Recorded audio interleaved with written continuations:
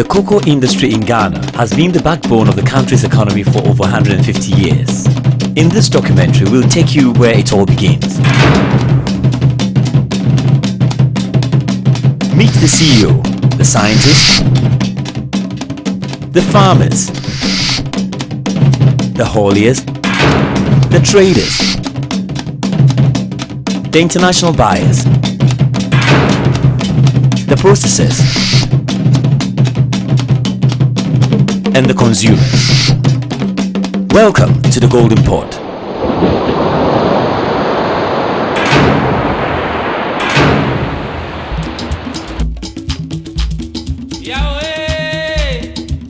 Industry dates back to the settlement of the Dutch missionaries who planted cocoa in the coastal areas of Ghana, which was then called the Gold Coast.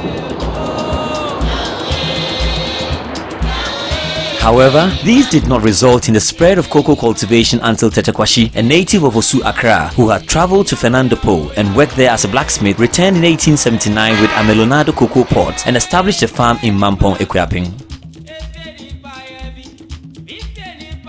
Tetekwashi is a man coming from Accra, precisely in Osu. He was born on the 27th day of March 1842. And he was a blacksmith by profession. And he also worked at Christianburg in the early 1850s to 1870s. He was there as a loader. Later on became a shoemaker. And he was a very good servant to one of the masters. And it got to a time he was being transferred to Fernando Po. And as he was very good, he took him along. When he got to Fernando Po in 1870, he found cocoa as one of their commercial crops they are growing over there. It was earning a lot of money because the Europeans had started using it, consuming the cocoa beans as one of their beverages. So this influenced him a lot to bring some crops when he was coming back in 1876. So he came there, he moved from Accra because he was looking for very good vegetation. So he came and resettled at Mampong here. He was warmly welcomed, had a piece of plot, raised a farm. After 3 years, had a first cocoa farm. But it was not him who brought cocoa first into Ghana. It was the Basel missionaries. But this, for them, they didn't commercial it until Tetekwashi came in. Fully commercial the whole thing, and people rushed to him, had some pause, and raised a farm throughout the country and so some part of the West African countries.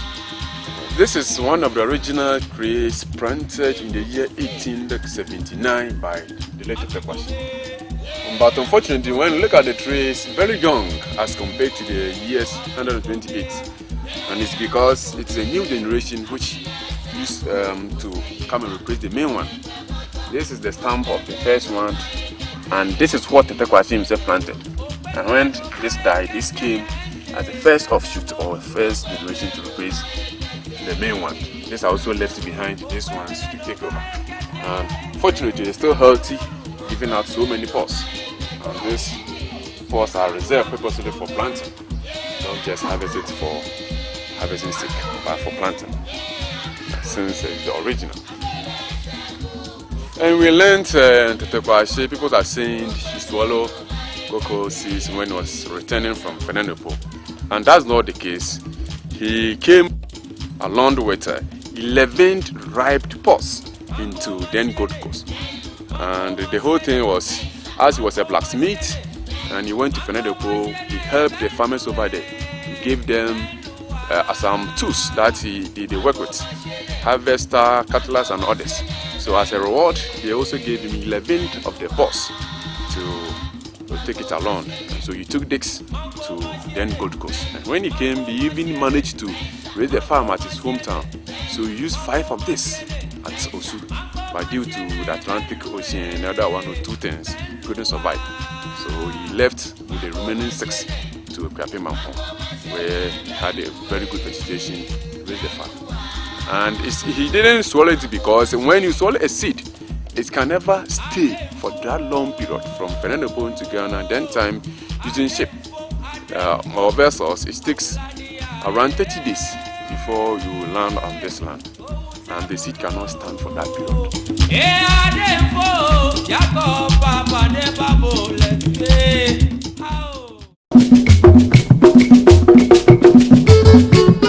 Today, Ghana's cocoa enjoys the position of the world's #1 in premium quality and provides jobs for about 720,000 farm families in Ghana. The cocoa industry has seen a general increase in the output of cocoa over the decades from 36.3 tons in 1891 to a peak of over 740,000 tons in 2006. By 1964-65, the output of cocoa in Ghana had reached 580,000 tons, making the country the leading producer of the crop worldwide, with a global output share of about 33%. Unfortunately, poor infrastructure and unstable economy in Ghana caused the output to drop for 2 decades spanning mid-1960s to mid-1980s and to an all-time low of 158,956 tons in 1983-84, which was just 9% of the world's production.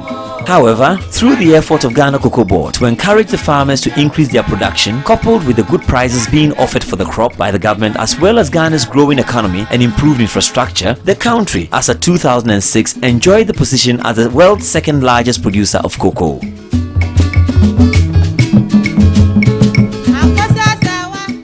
Today, the Ghana COCOBOD works with over 100,000 people directly or indirectly across Ghana. COCOBOD is governed by a board of directors composed of bankers, economists, workers, representatives and cocoa farmers. Ghana COCOBOD as we know it today came out of the Gold Coast Cocoa Marketing Board, which was established in 1947. 1st October is the marker date which we use as the date for the founding of Ghana COCOBOD, because on that day both the general manager and the chairman were appointed by the colonial government at that time. Of course, when Ghana became independent in 1957, the name the Gold Coast dropped and it became Ghana Cocoa Marketing Board. Subsequently, we have reached a stage where we now call it Ghana COCOBOD because it does more than just marketing Ghana's cocoa. You know, there are lots of things that COCOBOD today does. The organization is headed by a chief executive and assisted by 3 deputy chief executives who have administrative responsibility for finance and administration, agronomic and quality control, and marketing. In addition, there are 7 departments or units which are headed by departmental heads, namely Public Relations, Security, Procurement, Scholarship, Information Technology, Estate and Transport. One of COCOBOD's mandate is to ensure that the farmers, who are the key players within the cocoa industry, are informed and trained concerning the changes in the requirement of the international buyers of cocoa beans. COCOBOD regularly organizes events such as mini derbers, training seminars and meetings with the cocoa farmers to educate and train them on good farming practices and the issue of child labor. Such events also offer the farmers the opportunity to put forward some of the challenges they face for consideration by COCOBOD. On the tour of the cocoa industry in Ghana, the crew caught up with the chief executive of the Ghana COCOBOD, Mr. Isaac Osei, and some of his senior managers. The chief executive and his team from COCOBOD were touring the Brong Ahafo region of Ghana. The region is the second highest producer of cocoa in Ghana. While in Brong Ahafo, the chief executive attended derbers in Sunyani, Brekum, Domahinkro and Nkrankwanta, organized by COCOBOD for the cocoa farmers. At these derbers, Mr. Osei encouraged the farmers to adopt the new agronomic practices being introduced by COCOBOD. On reward schemes, the Ghana COCOBOD and the government of Ghana, in recognition of the hard work of the cocoa farmer, organizes annual celebrations where farmers who have excelled in the cocoa industry are rewarded for their good work. The farmers, as part of their prizes, are given free trips abroad, cars, tractors and farming equipment. Because of the care and attention taken during the harvesting and drying of cocoa beans in Ghana by the farmers, Ghana enjoys premium prices for its cocoa beans on the international market. COCOBOD has been faced with the challenge of preventing farmers in neighboring countries from trying to smuggle inferior quality cocoa beans into Ghana in order to enjoy the premium prices being offered. To combat this, COCOBOD has put in place a strict quality control process right from the farm through to the warehouse to ensure that the quality of cocoa beans produced in Ghana remain the same. This easily allows the detection and rejection of inferior quality beans by the quality control unit of the Ghana COCOBOD.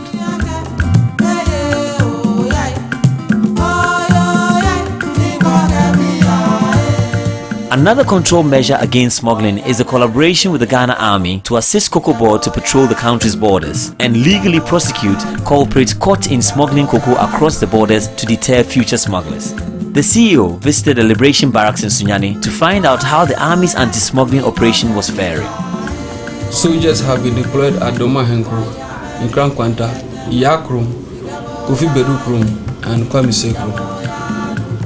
Our troops on patrol at Nkrankwanta reported of having intercepted 4 articulated trucks which were conveying 1,400 bags of cocoa. In fact, it was alleged to be waste cocoa beans all the way from La Côte d'Ivoire to the Republic of Togo.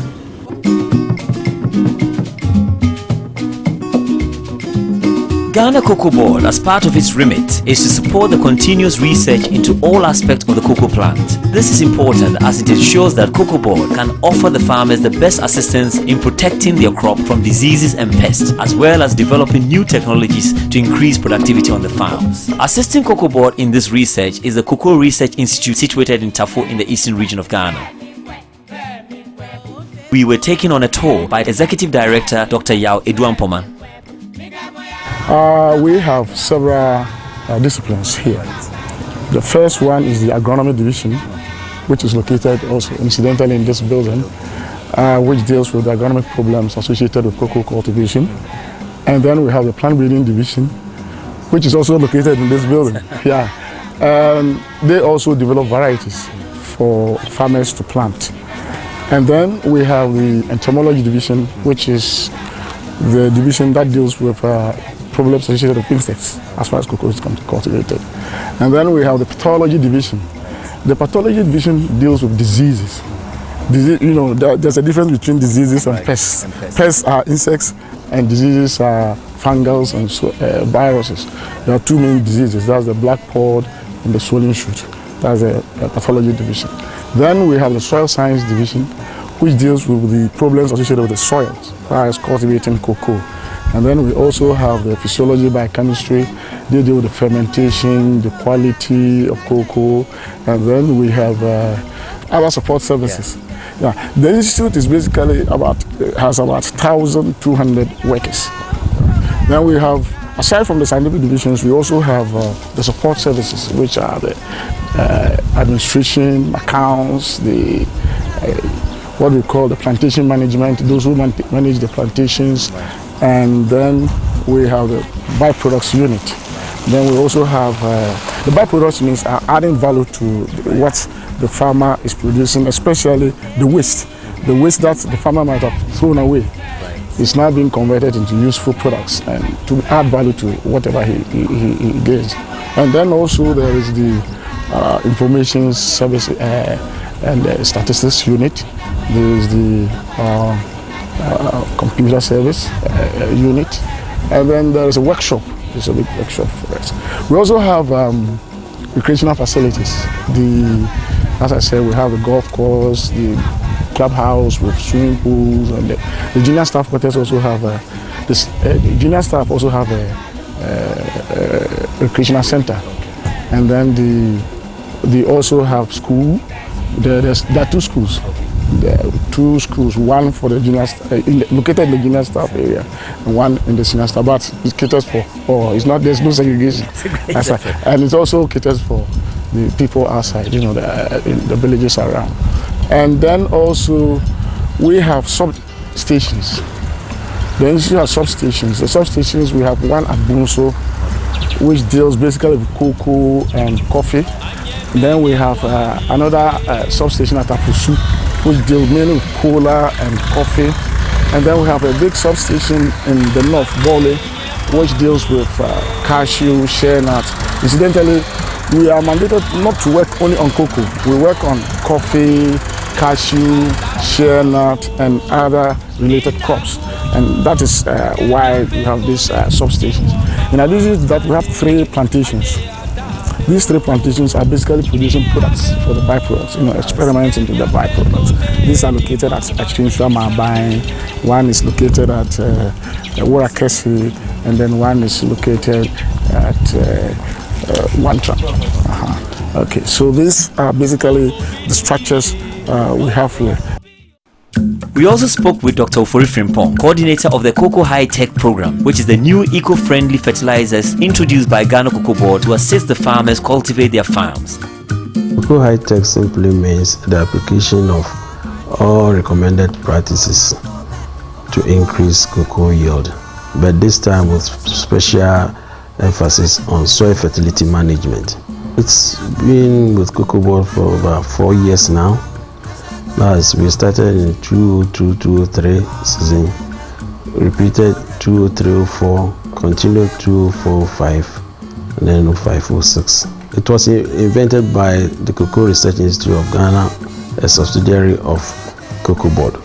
Thus, through soil fertility research, we were able to come up with the fertilizer recommendation to be used on cocoa. On the average, if you don't apply the Cocoa High Tech, the yield is around 400 kg per hectare of dry cocoa beans. But for the fertilizer application, at least if you are able to apply within 3 years, you can hit up to 1,500 kg per hectare. So that's more than doubled or triple.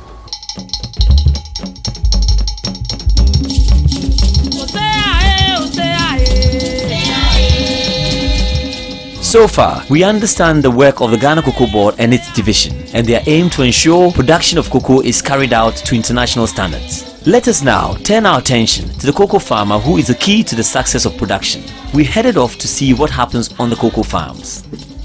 We noted with interest the efforts of the government of Ghana to improve the road networks linking the major towns in the cocoa growing areas of Ghana. This, we were informed, was to ensure quick transport of cocoa beans from the farms to the port.